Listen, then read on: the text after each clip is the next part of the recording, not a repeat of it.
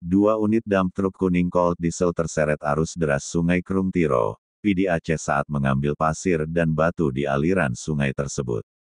Peristiwa tersebut terjadi di daerah aliran sungai atau DAS, di kawasan Gampong Pulau Drin, Kecamatan Mutiara Timur, PD Aceh, Rabu tanggal 26 Februari tahun 2025 sekitar pukul 17 waktu Indonesia Barat.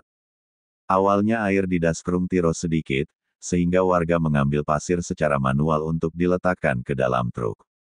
Kedua dump truk kuning cold diesel tersebut berada berdekatan di Das Krungtiro.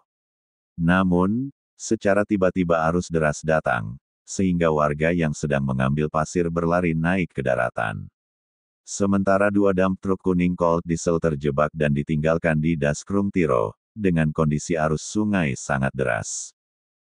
Oh Tuhanku, aku bukanlah ahli surgamu, juga tak mampu menahan sisa nerakamu.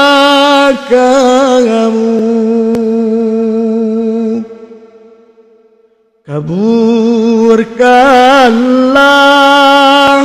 taubat, ampuni dosa-dosaku.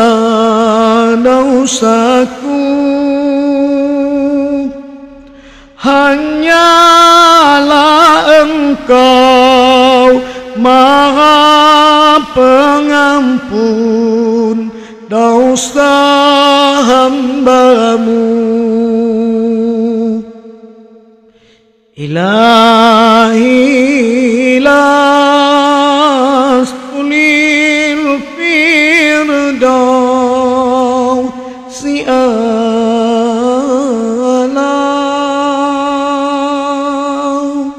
wala aqwa ala narin jahimi.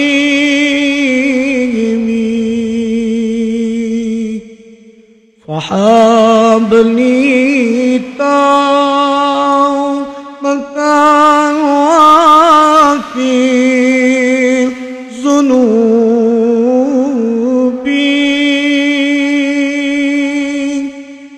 wa innaka rabbiru dzambil azimi.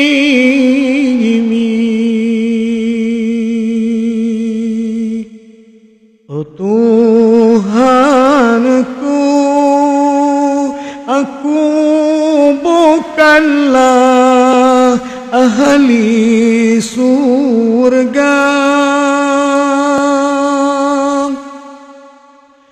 juga tak mampu menahan sisa nerakamu.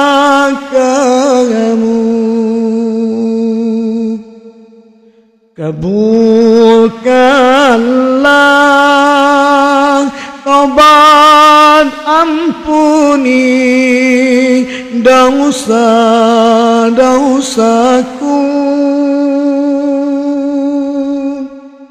Hanyalah Engkau Maha Pengampun dosa hamba-Mu.